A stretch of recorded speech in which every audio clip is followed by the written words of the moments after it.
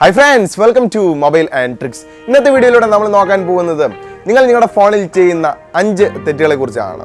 അപ്പോൾ ഈ ഒരു വീഡിയോ തുടങ്ങുന്നതിന് മുൻപ് തന്നെ ഞാൻ കഴിഞ്ഞ ദിവസം അപ്ലോഡ് ചെയ്ത നമ്മുടെ ഗിവ് അവേ വീഡിയോയിലേക്ക് പോകാം. ആ ഒരു ഗിവ് അവേ വീഡിയോയിൽ പങ്കെടുക്കാത്ത എല്ലാവരും നിങ്ങൾ മാക്സിമം പോയിട്ട് പങ്കെടുക്കുക. കാരണം നിങ്ങൾക്ക് വേണ്ടിയിട്ടാണ് അത്തരത്തിലുള്ള 1 ലക്ഷം രൂപയുടെ ഒരു ഗിവ് അവേ ഞാൻ അറേഞ്ച് ചെയ്തിട്ടുള്ളത്. അതുകൊണ്ട് തന്നെ നിങ്ങളെല്ലാവരും കഴിയുന്നതും പങ്കെടുക്കുക. ജെന്യുവൻ ആയിട്ടുള്ള ഒരു ഗിവ് അവേ ആണ്. നിങ്ങളുടെ ഫോണിൽ ചെയ്യുന്ന 5 തെറ്റുകൾ എന്നുകൊണ്ട് ഞാൻ ഉദ്ദേശിച്ചിരിക്കുന്നത് നിങ്ങൾ നോർമലി ഒരു കാര്യം ശരിയായിട്ട് ചെയ്തില്ല എന്നുണ്ടെങ്കിൽ ആ ഒരു കാര്യം തെറ്റായിട്ടാണ് ഞാൻ ഈ ഒരു വീഡിയോയിലൂടെ കാണിച്ചു തരുന്നത്. വളരെയധികം യൂസ്ഫുൾ ആയിട്ടുള്ള ഒരു വീഡിയോ ആണ്. നിങ്ങൾ എന്തായാലും മാക്സിമം ഈ വീഡിയോ ഫുള്ളായിട്ടും കണ്ട് നിങ്ങളുടെ ഫ്രണ്ട്സിലേക്ക് എല്ലാവർക്കും ഈ ഒരു വീഡിയോ ഷെയർ ചെയ്ത് കൊടുക്കുക. വീഡിയോ ഇഷ്ടപ്പെട്ടെങ്കിൽ ജസ്റ്റ് ഒന്ന് ലൈക്ക് ചെയ്യുക. നിങ്ങൾ ആദ്യമായിട്ടാണ് മൊബൈൽ ആൻഡ് ട്രിക്സ് എന്ന ഈ യൂട്യൂബ് ചാനൽ കാണുന്നതെങ്കിൽ വീഡിയോക്ക് തൊട്ട് താഴെ കാണുന്ന ആ സബ്സ്ക്രൈബ് എന്ന ബട്ടൺ ജസ്റ്റ് ഒന്ന് ക്ലിക്ക് ചെയ്യുക. തൊട്ടടുത്ത് കാണുന്ന നോട്ടിഫിക്കേഷൻ ബെല്ലോടെ ഓൺ ചെയ്ത് കഴിഞ്ഞാൽ ഞാൻ അപ്ലോഡ് ചെയ്യുന്ന ഓരോ വീഡിയോകളുടെയും നോട്ടിഫിക്കേഷൻസും നിങ്ങൾക്ക് ലഭിക്കുന്നതായിരിക്കും. എല്ലാവർക്കും വീഡിയോയിലേക്ക് സ്വാഗതം. ഞാൻ അനീഷ് എബ്രഹാം.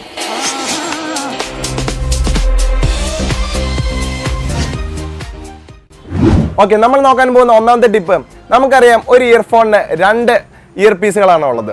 2 ഇയർ പീസിലും ഡിഫറെൻ്റ് ആയിട്ടുള്ള ശബ്ദങ്ങളായിരിക്കും. റൈറ്റ് സൈഡിലെ ഇയർ പീസും ലെഫ്റ്റ് സൈഡിലെ ഇയർ പീസും, ഈ 2 ഇയർ പീസിലും ഡിഫറെൻ്റ് ആയിട്ടുള്ള ശബ്ദങ്ങളായിരിക്കും നമുക്ക് കേൾക്കാൻ സാധിക്കുക. ഇപ്പോൾ എക്സാമ്പിൾ പറയുകയാണെന്നുണ്ടെങ്കിൽ റൈറ്റ് സൈഡിലെ ഇയർ പീസിൽ വോയിസ്, നമ്മൾ സംസാരിക്കുന്ന വോയിസ് അല്ലെങ്കിൽ പാട്ട് പാടുന്ന വോയിസ് ആണെന്നുണ്ടെങ്കിൽ ലെഫ്റ്റ് സൈഡിലെ ഇയർ പീസിൽ ഇൻസ്ട്രുമെൻസിൻ്റെ ഒക്കെ വോയിസും കാര്യങ്ങളൊക്കെ ആയിരിക്കും നമുക്ക് കേൾക്കാൻ സാധിക്കുക. ഇനി നിങ്ങളുടെ ഫ്രണ്ടും കൂടി ഒരു ട്രെയിൻ യാത്ര പോയിരിക്കട്ടെ. അപ്പോൾ ട്രെയിൻ യാത്ര പോയ സമയത്ത് ഒരാളുടെ കയ്യിൽ മാത്രമേ ഉള്ളൂ ഇയർഫോൺ. ആ ഇയർഫോൺ ഉപയോഗിച്ച് 2 പേരും കൂടി പാട്ട് കേൾക്കുകയാണ്. ഇത് പലപ്പോഴും സംഭവിക്കുന്ന ഒരു കാര്യമാണല്ലോ. നമ്മളെല്ലാവരും ട്രെയിൻ യാത്രയൊക്കെ സമയത്ത് അല്ലെങ്കിൽ ബസ്സിലൊക്കെ യാത്ര ചെയ്യുന്ന സമയത്ത് 2 പേരും കൂടി ഒരു ഇയർഫോൺ വെച്ച് വെക്കുന്നത് നിങ്ങൾ പലപ്പോഴും കണ്ടിരിക്കും. അങ്ങനെ ചെയ്യുന്നത് ഒരു റോങ് ആയിട്ടുള്ള വേ ആണ്. കാരണം 2 ഇയർ പീസിലും കൂടി നമുക്ക് ഒരേ രീതിയിലുള്ള ശബ്ദമായിരിക്കില്ല നമുക്ക് കേൾക്കാൻ സാധിക്കുക. അപ്പോൾ 2 ഇയർ പീസിലും ഒരേപോലുള്ള ശബ്ദം കേൾപ്പിക്കാൻ സാധിക്കും. അതിനായിട്ട് നിങ്ങൾ ചെയ്യേണ്ടത് നിങ്ങളുടെ ഫോണിലെ സെറ്റിംഗ്സിൽ പോവാം. സെറ്റിംഗ്സിലെ അക്സസിബിലിറ്റി എന്നത് ഓപ്പൺ ചെയ്യുക. അവിടെ നിങ്ങൾക്ക് മോണോ ഓഡിയോ എന്ന് പറയുന്ന ഒരു ഓപ്ഷൻ കാണാൻ സാധിക്കും. ഈ ഒരു ഓപ്ഷൻ എനേബിൾ ചെയ്ത് കഴിഞ്ഞാൽ ഒരു ഇയർഫോണിൻ്റെ 2 ഇയർ പീസിലും ഒരേപോലുള്ള ശബ്ദങ്ങളായിരിക്കും നിങ്ങൾക്ക് കേൾക്കാൻ സാധിക്കുക.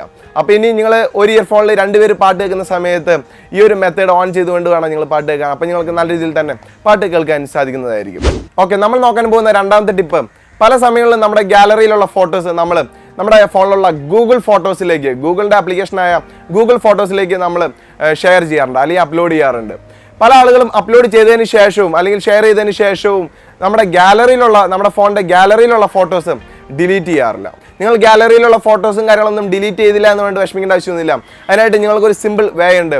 അതിനായിട്ട് നിങ്ങൾ ചെയ്യേണ്ടത് നിങ്ങളുടെ ഫോണിലെ ഗൂഗിൾ ഫോട്ടോസ് എന്ന ആപ്ലിക്കേഷൻ ഓപ്പൺ ചെയ്യാം. ലെഫ്റ്റ് സൈഡിൽ ഒരു 3 ലൈൻസ് കാണാൻ സാധിക്കും. അതിനകത്ത് ജസ്റ്റ് ക്ലിക്ക് ചെയ്യാം. അപ്പോൾ നിങ്ങൾക്ക് താഴെയായിട്ട് ഫ്രീ അപ്പ് സ്പേസ് എന്ന് വേണ്ട ഒരു ഓപ്ഷൻ കാണാൻ സാധിക്കും. അതിനകത്ത് ക്ലിക്ക് ചെയ്ത് കഴിഞ്ഞാൽ നമ്മുടെ ഫോണിലുള്ള ഗാലറിയിലുള്ള ഫോട്ടോസും അതുപോലെ തന്നെ ഗൂഗിൾ ഫോട്ടോസിലുള്ള ഫോട്ടോസും അതിൻ്റെ കോപ്പി ആയിട്ട് ഈ ഒരു ഭാഗത്തായിട്ട് കാണാൻ സാധിക്കുന്നതാണ്. ഒരു എക്സാമ്പിൾ ഞാൻ പറഞ്ഞുതരാം, അപ്പോൾ നിങ്ങൾക്ക് ക്ലിയർ ആയിട്ട് മനസ്സിലാവുന്നതായിരിക്കും.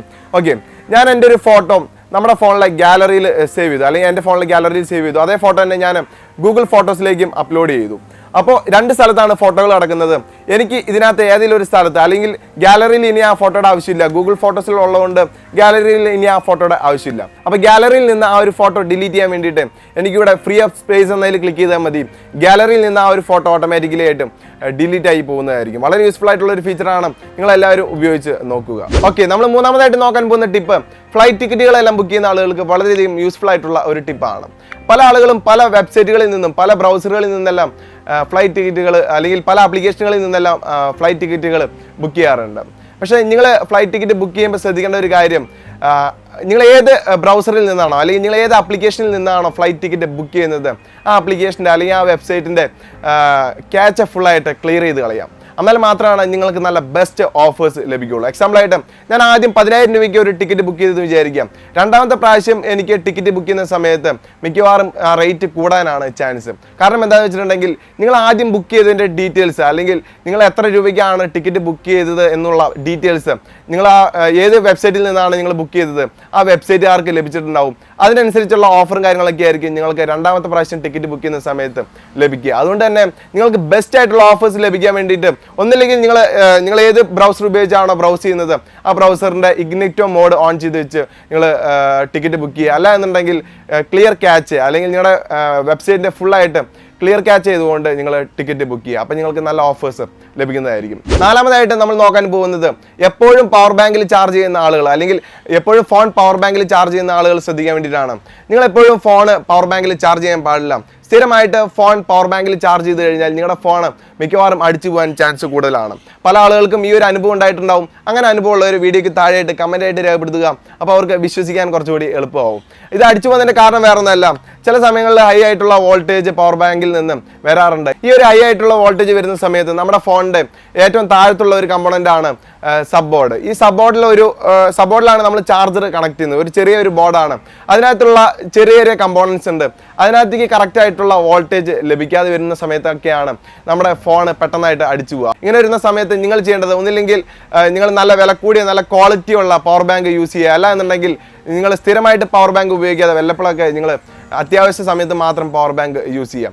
ഇപ്പം നിങ്ങളുടെ ഫോണിന് യാതൊരു കംപ്ലൈൻറ്റ് ഇല്ല എന്ന് വേണ്ട, കംപ്ലൈൻറ്റ് വരില്ല എന്നില്ല, കംപ്ലൈൻറ്റ് വരാൻ ചാൻസ് കൂടുതലാണ്. ഓക്കെ, ഏറ്റവും ലാസ്റ്റ് ആയിട്ട് നമ്മൾ നോക്കുന്നത് ഇൻ്റർനെറ്റ് സ്പീഡ്. പല ആളുകളും ഇൻ്റർനെറ്റ് സബ്സ്ക്രിപ്ഷൻ ചെയ്ത് കഴിയുമ്പോൾ ഒന്നില്ലെങ്കിൽ 50 MB/s സബ്സ്ക്രിപ്ഷൻ ചെയ്യുക. പക്ഷേ നമുക്ക് നെറ്റ് കിട്ടുന്ന സമയത്ത് 6 അല്ലെങ്കിൽ 7 MB/s ആയിരിക്കും നമുക്ക് നെറ്റ് കിട്ടുക. ഇതിനുള്ള കാരണം എന്താണ്? ഇതിന് കാരണം എന്താണെന്ന് വെച്ചിട്ടുണ്ടെങ്കിൽ നമ്മൾ ഡൗൺലോഡ് ചെയ്യുന്ന സമയത്ത് നമുക്ക് ലഭിക്കുന്ന MB എന്നുള്ളത് അത് മെഗാ ബൈറ്റ് ആണ്. പക്ഷേ നമുക്ക് ഇൻ്റർനെറ്റ് പ്രൊവൈഡേഴ്സ് തരുന്ന MB എന്ന് പറഞ്ഞു കഴിഞ്ഞാൽ അത് മെഗാ ബിറ്റ് ആണ്.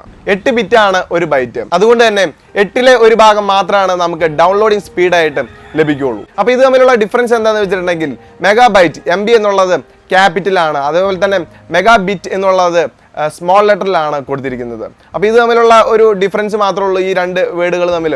ഓക്കെ, ഇതൊരു മാർക്കറ്റിംഗ് തന്ത്രമാണ്, നെറ്റ്വർക്ക് പ്രൊവൈഡേഴ്സിൻ്റെ ഒരു മാർക്കറ്റിംഗ് തന്ത്രമാണ്. അപ്പോൾ ഈ കാര്യങ്ങളും കൂടി നിങ്ങൾ മനസ്സിലാക്കി വെക്കുക.